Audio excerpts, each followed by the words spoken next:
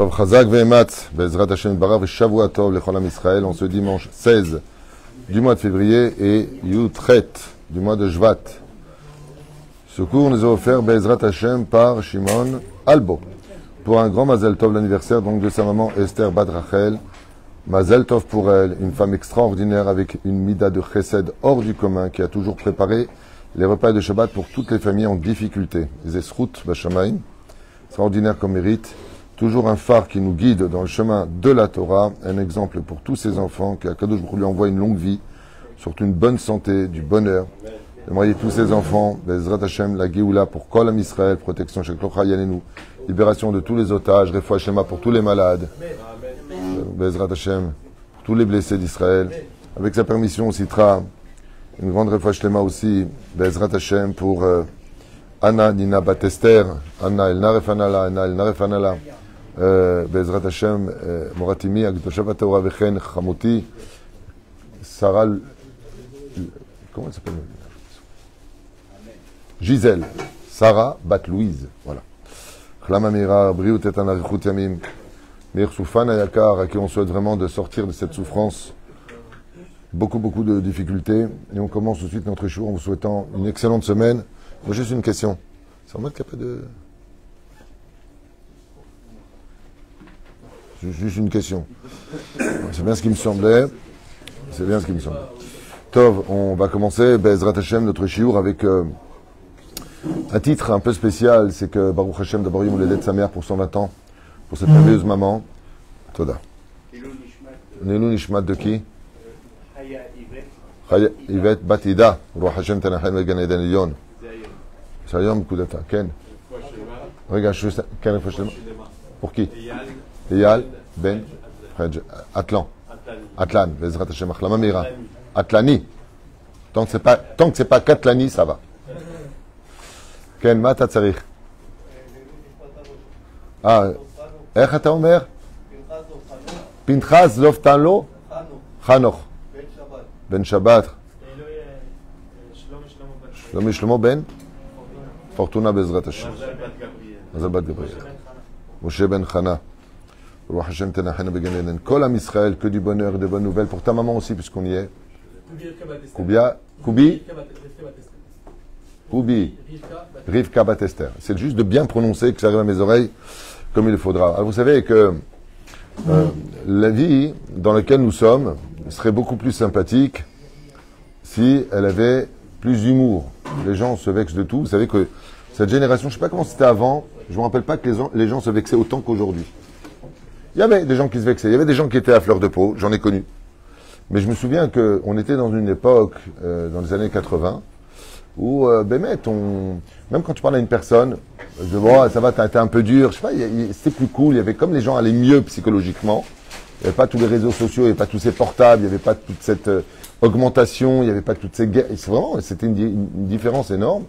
Eh bien, on arrivait très très facilement, il y avait d'abord de la courtoisie, il y avait de la politesse, il y avait de la hiérarchie. On allait mieux. Aujourd'hui, il n'y a plus de hiérarchie, c'est Shemishmor Verachem. Et le pire, c'est qu'on ne peut plus parler. On ne peut plus parler. Tu ne peux plus rien dire.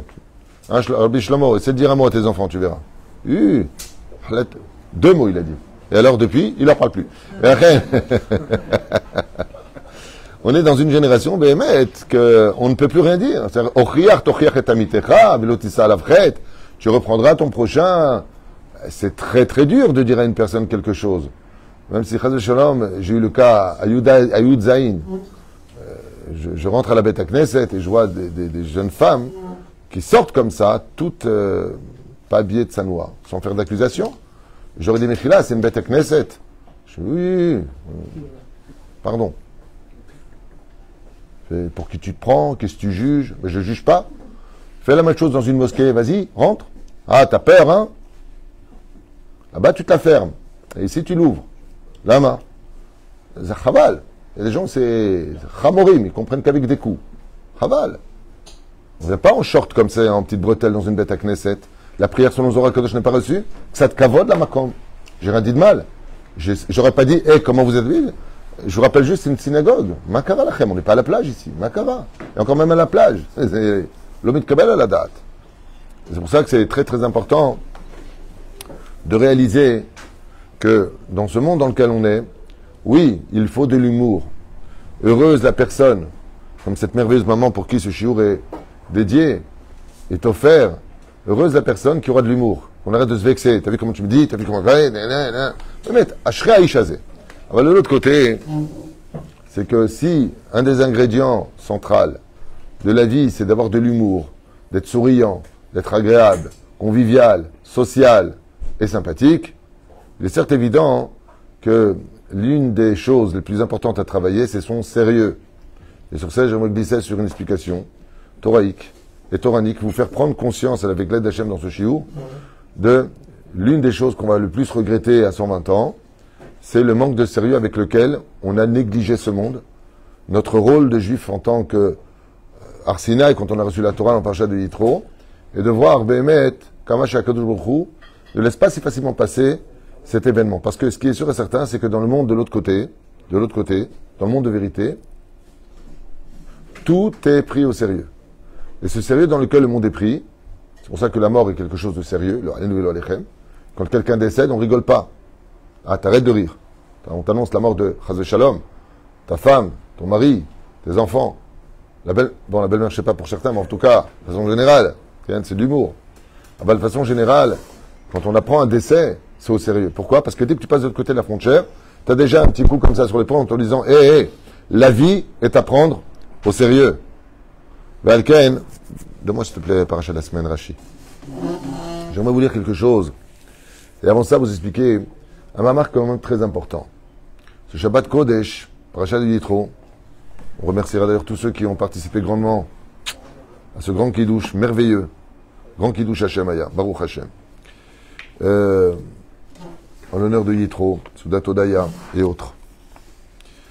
Hachelaï, la grande question, Bémet, c'est pourquoi 210 ans d'esclavage. Le Zohar Kadosh, ainsi que la Torah elle-même, appelle ça le cours à Barzel. Les souffrances que l'âme Israël a endurées sont des souffrances qui ont été tellement innombrables qu'il est impossible de les comprendre. L'enfer, le Zohar Kadosh nous dit que ce qu'ont vécu les Hébreux en Égypte, c'était un enfer psychologique, physique, mental, où le désespoir avait toute sa dimension. On ne pouvait pas comprendre ou imaginer, puisque 80% des Hébreux ne croyaient plus en la Géoula. Digmar ne croit plus à la Géoula. C'est-à-dire que quand Moshe est venu, qu'il leur a dit « Pakod ifkod etrem elokim » je suis venu vous sauver, non pas avec des paroles comme tous ces fous qui se lèvent la journée à se prendre pour des messies, mais non, messie. Eh bien, il est venu les sortir. Il voit les plaies d'Égypte. À la 8e plaie, alors que les Égyptiens reconnaissent que Dieu existe, eux, ils s'en fichent. Ils sont même plus d'actualité. Ça leur parle plus. Parce qu'ils disent c'est trop tard. On n'y arrive plus. Il y a marqué Veishma et Naakatam. Veishma Hashem et Naakatam. Dieu a entendu leurs cris. Pas les cris de la gorge. Chazal nous disent qu'il n'y avait plus de voix dans leur gorge. Il n'y avait plus de force de crier. C'est la moiteur des mains, le tremblement de leur gorge qui est monté jusqu'à... Ils tremblaient. La vie était devenue tellement infecte, tellement insupportable, tellement les mauvaises nouvelles étaient les bonnes nouvelles, que les bonnes nouvelles n'avaient plus leur place dans leur réalité. Pour vous dire à quel point. Qu'est-ce que ça veut dire une mauvaise nouvelle? C'est une bonne nouvelle? Quand on lui disait, tu sais, le voisin, il est mort. On dit, ah, super, il souffre plus. C'est une bonne nouvelle. Mourir était une bonne nouvelle en Égypte. Parce qu'ils louaient la mort. Ils vénéraient la mort. D'où les fameuses pyramides, et ainsi de suite. Mais la grande question, c'est ce que je ne comprends pas. D'un côté, 210 ans, les enfants étaient emmurés vivants, les femmes éventrées, violées, massacrées. Les souffrances étaient innombrables. Les Hébreux n'avaient pas le droit d'avoir de médecin. Ils mangeaient une matzah par jour. Une matzah. On n'a pas mangé la matzah quand on est sorti du pays d'Égypte. Chazal nous dit que le pharaon nous donnait de la matzah, parce que la matzah, elle est dure à manger. Donc pour la digérer, elle prenait du temps. Une matzah par jour, les camps de la mort, les camps de concentration. C'était une horreur. Et je ne vous parle pas des coups de fouet sous le soleil en Égypte. La moiteur de l'Égypte avec le Nil. Les souffrances étaient tellement grandes que quand il y avait un seul coup de fouet de moins, un seul, on disait, ah, c'était une bonne journée. Il m'a frappé que 20 fois aujourd'hui. Pshh. Bien sûr, je ne vous raconte pas les doigts cassés, les membres brisés, les yeux crevés. Et c'est caché à Yalahem. Puis d'un coup, on sort du pays d'Égypte. Et je ne sais pas si vous avez marqué dans le texte, mais un truc de malade mental. Vaishma Yitro, Choten Moshe, Kohen Midian, et kol asher asa Elokim le Moshe ou l'Israël Amo, Kiotzi et Am Israël meretz Misraim. Je rêve. Il a pris Moshe, il a pris Israël, son peuple. D'un coup, on est le peuple de Dieu. C'est qu'on est passé de moins que rien, oublié de l'histoire sous les coups de fouet, à il a pris le peuple d'Israël comme son peuple. On parle de Dieu maintenant. Celui qui a créé tout ce que vous connaissez, ce que vous ne connaissez pas. Et quand tu continues les pages, Ve'atem memlechet Kohanim. Vous êtes une assemblée de Kohen. Maman. Goy Kadosh, un peuple saint. Vous me représenterez, dit Hachem. Am Ségoula. Pas Ségoula, c'est quoi ce que tu goûtes? C'est quoi Ségoula? Am Ségoula. Un peuple de remède. J'ai pas compris. Comment tu peux passer de 210 ans de souffrance à 49 jours? En 49 jours, on est passé comme étant leader des nations, choisi par Dieu, même les Chet Kohanim, une assemblée de Kohanim, c'est-à-dire de prêtres, si vous préférez en français, best and the best, et on a tous guéri pour recevoir la Torah. Celui qui n'avait pas de jambe a vu sa jambe pousser. Celui qui ne voyait pas retrouver la vue. Celui qui n'entendait pas retrouver lui. Celui qui n'arrivait plus à sentir retrouver. Pourquoi? Torah Hashem Temima. La Torah est intègre, elle est complète. Elle ne peut pas être donnée à quelqu'un qui n'était pas complet. Donc, Mashma, on a vécu un miracle le 6 du mois de Sivan où tous les enfants d'Israël sont arrivés Bri'im, de corps et d'âme. Unis dans le cœur comme un seul homme. Plutôt comme un seul homme unis dans le cœur. Au ça, je vais nous dire, hormis toutes les explications qu'on connaît tous, qu'on a expliquées, réexpliquées, qu'il fallait descendre en Égypte à cause de la vente de Yosef et qu'il y avait les nitzotzot à récupérer de la faute originelle et que. Pour recevoir la Torah, il fallait passer par ce laps de temps. Il existe une explication que je suis obligé de vous lire. Chazal nous disent que pour prendre le peuple d'Israël, il fallait passer par quelque chose qui allait à l'opposé du pourquoi de la création du monde. Alors, essayez de suivre le processus parce qu'il est puissant, mais pas simple à expliquer. Je vais essayer d'utiliser des mots qui parleront à tout le monde. Quand Dieu a créé Adam et Ève, il les a mis au jardin d'Éden, ce qui fait que la tendance de la création du monde veut le paradis, une vie de kiff, de sourire, de bien-être. Il n'y a pas de je suis vexé, il n'y a pas de ce que tu m'as dit, il n'y a pas de guerre, il n'y a pas de je t'invite, il n'y a pas de je t'invite pas, il n'y a pas de stratégie militaire pour placer les gens. Vous savez ce qui se passe aujourd'hui dans les fêtes, c'est devenu avec qui tu mets avec qui, tu reçois du monde à la maison. Ah non, lui ne le met pas en face de lui, ils sont fâchés. Lui ne le met pas, il ne se parle pas en ce moment. Yam mal rasra. Résultat, étant donné que la tendance, et c'est pour cela que l'humain recherche toujours à rire des choses qui vont lui faire du bien, fréquenter des personnes qui vont pas être toxiques dans sa vie, ce qui est tout à fait légitime, mais d'où ça vient ce côté de je voudrais être encore plus riche, une femme qui est tranquille, des bons enfants, les blonds, une villa avec une petite piscine, qu'est-ce qu'il y a de mal? Pourquoi tu recherches constamment la voiture la plus sympathique, la plus moderne? Pourquoi cette tendance de chercher toujours mieux?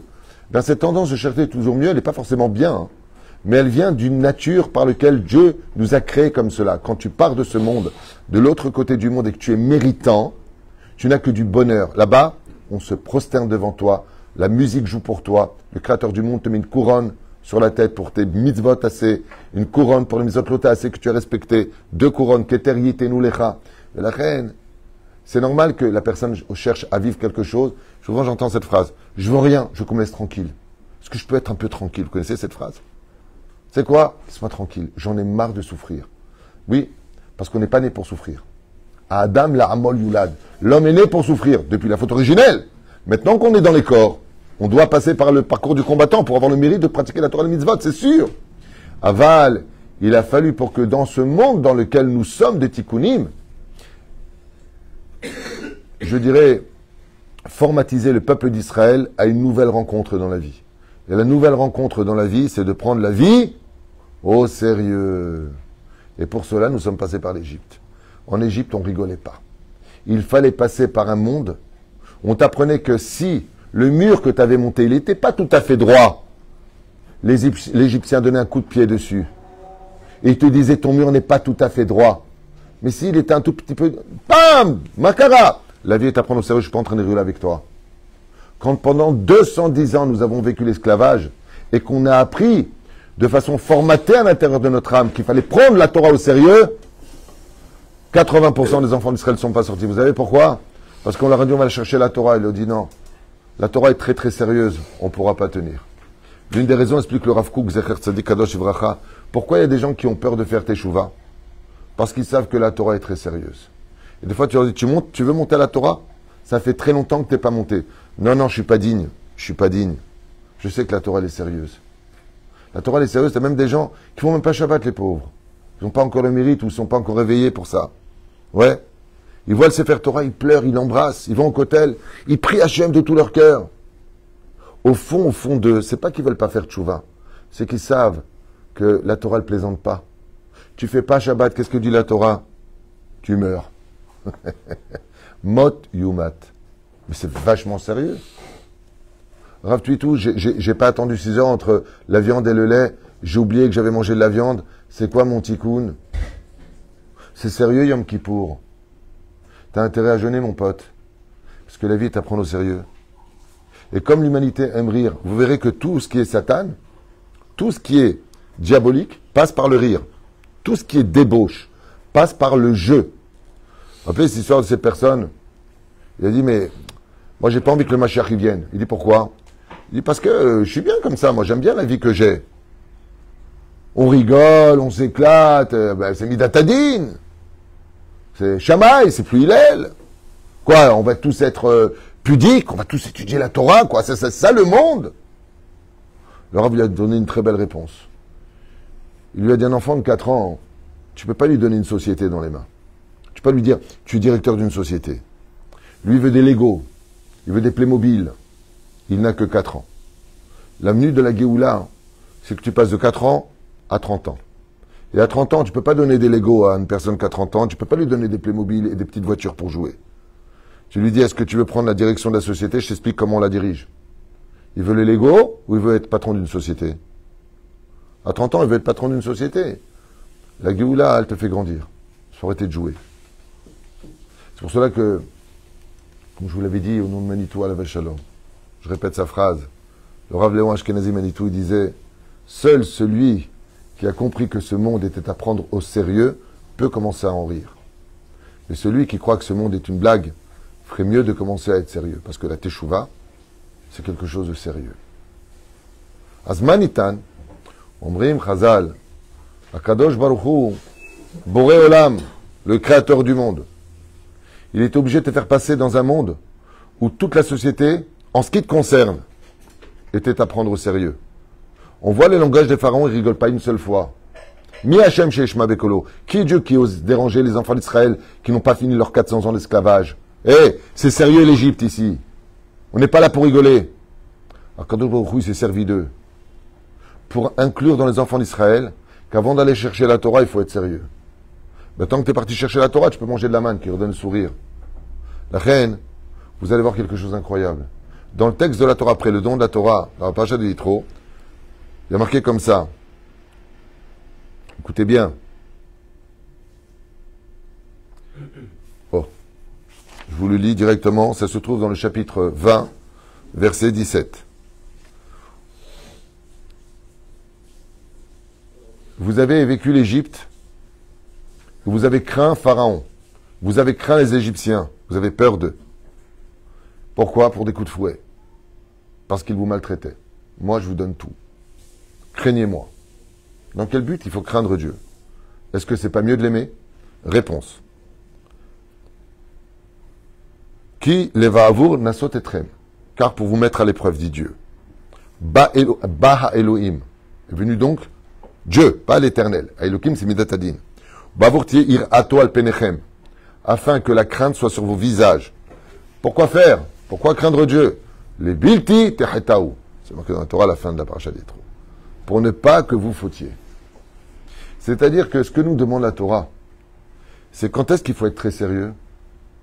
Quand il s'agit d'une faute. quand il s'agit d'une débauche, quand il s'agit d'un interdit de la Torah. Pourquoi? Ba'avour lotahtaou, pour pas que vous fautiez. Alors quand est-ce que Dieu veut pas qu'on l'aime? Dieu n'est pas un Dieu d'amour. Il a deux noms. Il a plusieurs noms. Il a Yud Kevavke qui représente le Dieu de l'amour. Il a Elohim, c'est un attribut qui représente le Dieu de la dureté. Et c'est pour cela que tu ne peux pas avoir de l'humour dans ce monde si tu ne prends pas la vie au sérieux. Adonai hu ha-Elohim. Hachem ou Elohim. Quand tu prononces ce nom-là, tu peux commencer à dire Baruch Shamar ve'haya olam. Hachem melech, Hachem malach. Je voudrais vous donner un exemple sur un des points qui malheureusement n'est pas pris au sérieux par beaucoup de gens à cause de l'assimilation, de la mode, le manque de pudeur, que ce soit chez les hommes comme chez les femmes. Les hommes comme chez les femmes. Quand on veut qu'on te prenne au sérieux, en tant que personnage, tu viens en jeans troué, déchiré, avec des baskets et un petit t-shirt, ou tu viens habillé sérieusement, c'est-à-dire une veste, un beau pantalon, une belle chemise. Herzoler. Depuis toujours, en tout cas chez les gens normaux, quand tu vas à un rendez-vous et tu veux qu'on te prenne au sérieux, tu ne vas pas habiller n'importe comment. Plus le rendez-vous est sérieux, et plus tu t'apprêtes. Il y en a même qui vont laver leur voiture pour hâte. Il y en a même qui vont s'emprunter des voitures plus luxueuses. Même louer une voiture pour aller à un rendez-vous. Lama, parce que les vouchos chez la dame, c'est au kevodo. Si les gens savaient, Michael, dans le monde d'en haut, avec quel sérieux on va mesurer comment tu es venu à la synagogue. Tu es venu en t-shirt, tu ne peux pas prendre une chemise dans ta voiture. Si ta jupe, quand tu t'assois, alors il y a beaucoup de rabbanim, de grands rabbanim, qui se moquent de ce genre de choses. C'est pas tellement important. C'est pas ce que moi j'étudie. Moi, je vous parle de ce que j'étudie. Ta manche, les femmes et les jusqu'où? Jusqu'au coude, pas jusqu'ici. Ouais. Alors quelqu'un un jour, il y a très longtemps de ça, m'avait dit une phrase qui m'a fait un peu rire. Il m'a dit, tu sais toujours les 5 cm, 3 cm. J'ai dit, tu sais, je vais te raconter ce qui m'est arrivé. Je suis parti chez Ikea, j'avais acheté un meuble. Et j'avais pris la mesure, mais aléatoire, pas avec le mètre. J'avais compté qu'il y avait 1 mètre. 1 mètre. Quand j'ai acheté le meuble, il y avait marqué qu'il faisait 1 mètre. Mais il y avait 1 millimètre de trop. Tu sais ce qui s'est passé? J'ai pas pu incorporer le meuble dans le mur. Et le meuble, il m'a pas dit, ah, ça va, il y a 1 millimètre. Ça rentre pas. Sinon, tu le casses. Quand tu prends une mesure, il faut qu'elle soit exacte. Parce que si ça déborde d'un seul millimètre, c'est pas grave, 1 millimètre. Ça rentre pas. Dans le monde, pour rentrer dans le lamaba, on te vérifie au millimètre. Je vous ai apporté une histoire, je vous demande d'écouter, juste un instant, très important. Écoutez bien cette histoire, je vous la lis, c'est pas moi qui l'ai inventée. Elle se passe à l'époque du Harizal. Cette histoire racontée par le Hadmour, Rabbi Mordechai Menadvorna. Celui qui a écrit le Baal Ma'amar Mordechi. Madwa Kadva Torah chez Aaron HaKohen. Vizkin Israël Saadou Yahad Yitru Lifnei Elokim. Alors pour un petit peu réaliser ce qui se passe, quand Akadosh Baruch Hu dans cette paracha, il demande de créer la pente pour monter au lieu des sacrifices, la Torah nous apprend qu'on n'a pas le droit de faire des escaliers. Pourquoi faire des escaliers? Il a une là-bas. On a des robes. Pourquoi des robes? Pour ne pas qu'on voit les fonds. Il dit parce que quand il lève le pied, on peut imaginer sa nudité. J'ai pas compris. On peut imaginer, parce que tu vois rien. Il dit non. Quand tu dois monter au lieu des sacrifices, il doit être une pente pour ne pas qu'il lève le pied. C'est pas que tu vois quelque chose, et alors c'est un homme. Tu vois quoi, maximum les chevilles? Faut pas que tu sois médamienne. La Gemara nous raconte l'histoire de la fille de Rabbi Hanina ben Teradion. Un jour, elle était en train de marcher, elle était tsanoua, très pudique. Il y avait 2 Romains qui étaient en train de l'observer. Et un, il a dit à l'autre, combien ils sont beaux les pas de cette batte Israël. Bon, elle marche bien, elle marche comme une princesse. C'est Rabbi Hanina ben Teradion. Quand elle a entendu ça, elle a amélioré ses pas, parce que ça lui a plu qu'on la regarde. La Gemara nous raconte quelque chose de terrible. Qu'est-ce qui lui est arrivé à cette fille? Elle a été emmenée par les Romains et mise dans une maison close. Bon, ils ne l'ont pas touchée. Dieu a fait en sorte qu'elle soit nidée abondamment. Jusqu'au moment où elle a été libérée.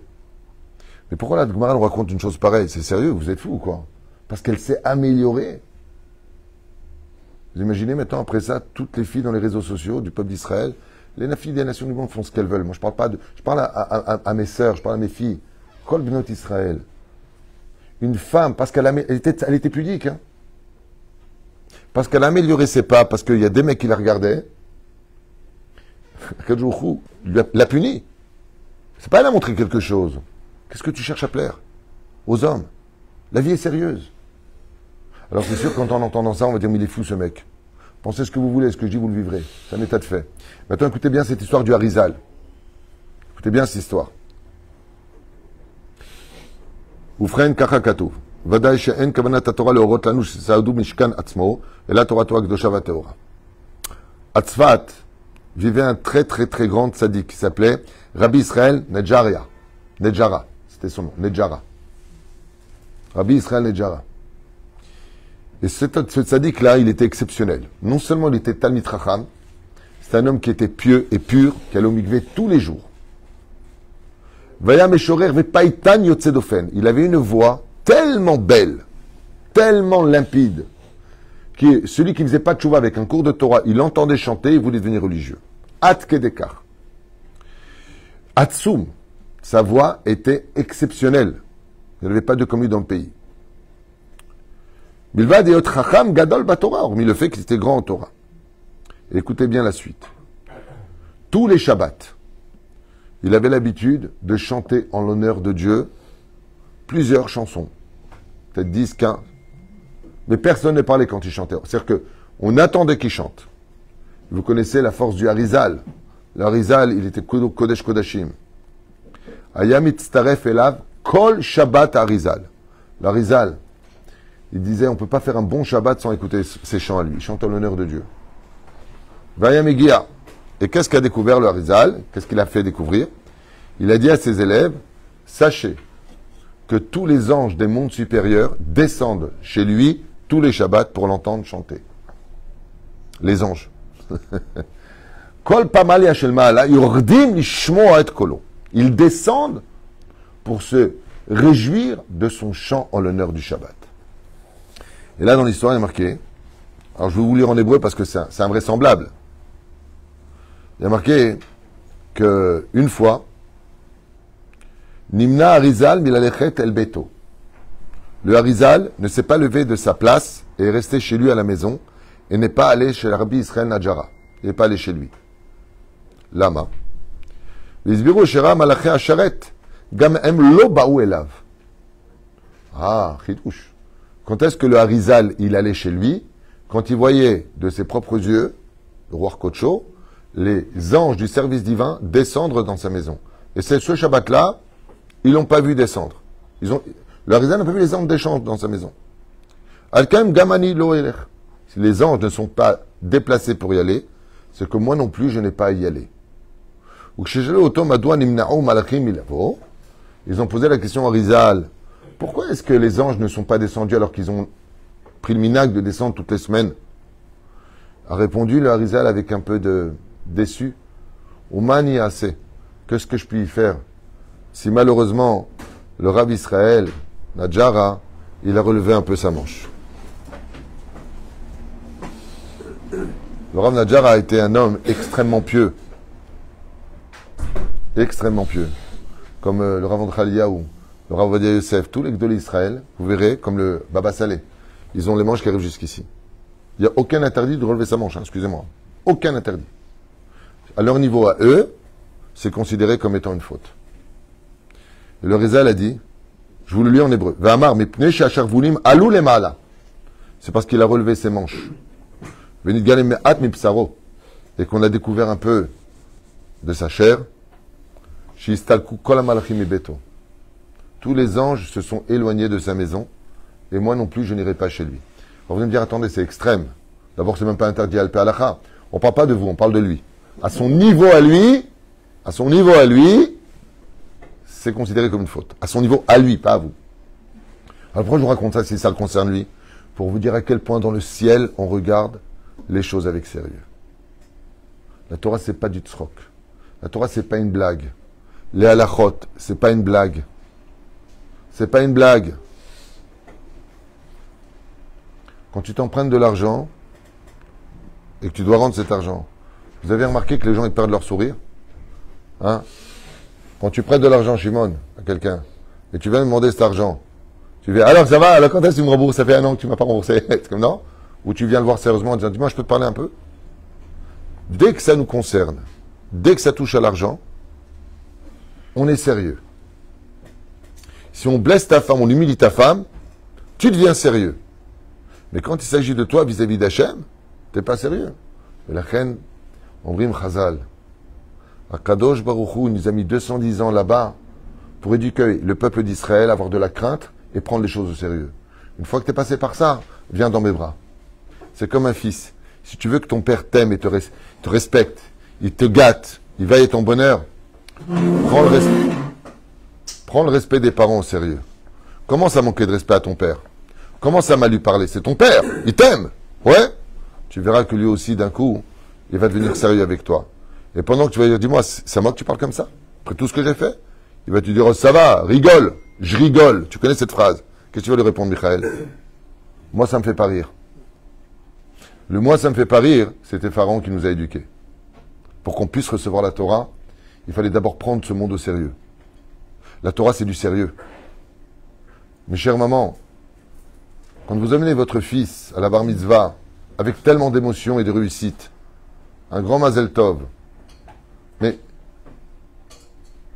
c'est bien de pleurer le jour de la bar mitzvah d'émotion, mais après la bar mitzvah, il est jeune, c'est pas grave, on le laisse faire ce qu'il veut, il fréquente qui il veut, il regarde ce qu'il veut, on lui achète un iPod. Vous savez pas combien les réseaux sociaux rendent tristes ceux qui mettent leurs yeux dedans. C'est que des clipotes. Et on s'empresse de leur offrir des portables non cachers. Il est un portable caché, voilà le mien. Il est native, j'ai tout dedans. Sauf ce qu'il ne faut pas voir. Impossible, c'est un native. Vous voyez? Voilà, taïch. Vous voyez? C'est native. Il est très bien, il a combien de 18 millions de pixels, il est gentil. Et qu'est-ce qu'il y a dedans? Vous avez tous les Likut Yosef, toutes les Gemarot, il y a tout dedans. Tous les livres du Harizal, tous les livres pas du Harizal, du Ben Ishraï, Chokli Israël, Gemarot, Dafayomi. Un très bon Yael. Attention à ce que vous regardez tes yeux. Il y a un psychiatre qui a sonné, un goy, pas un juif, un non-juif. Goy, ça veut dire un non-juif en hébreu. C'est pas une insulte. Qui a sonné une sonnette d'alarme, pourquoi? Il a son fils qui était Bléaïnara, rempli de joie. Il jouait au ballon. Quand on l'appelait, il répondait tout de suite, et ainsi de suite. Il raconte qu'il a offert, pour les 4 ans de l'anniversaire de son fils, un portable. Depuis son fils, quand il appelle, il vient plus. Il a arrêté de jouer. Il est addict du matin au soir. Il sort plus de sa chambre. Et ce non-juif a crié haut et fort, n'assassinez plus vos enfants en leur offrant ce terrible appareil qui les prend dans un monde où il n'y a ni du rire, ni du sérieux. Il n'y a que de la passivité à être rempli d'impureté. C'est un non-juif psychiatre qui enseigne ça. La reine Bezrat Hashem, c'est ce que je voulais partager avec vous pour cette étude, ce premier cours. J'ai encore 2 cours à faire après. Avant de partir faire une choupa à Césarée, Bezrat Hashem. Chez Semat Mazatov pour tous ceux qui veulent se marier, un bon Zivugagoun cette année. Bezrat Hashem. Mais de comprendre qu'avant de parler d'amour de Dieu, d'abord, il faut être sérieux. Comme le mariage. Le mariage, c'est pas une blague, c'est un engagement sérieux. Très sérieux. Et malheureusement, vous savez, qu'est-ce qui nous rappelle que le mariage n'était pas à prendre à la légère? Le divorce. Mais dans le divorce, il n'y a pas de temps pour les blagues et les sourires. Ça devient très sérieux. Tu payes pendant ton divorce cette légèreté d'esprit, des fois, que tu as pris comme un jeu dans ta relation avec ton conjoint. Et la reine Bissiata d'Ishmael Sheniske, à Bezrat Hashem, de comprendre cette phrase de Manitou qui disait « Seul celui qui a compris que ce monde était à prendre au sérieux peut commencer enfin à avoir beaucoup d'humour. » Amen, amen, v'yom le det sameach.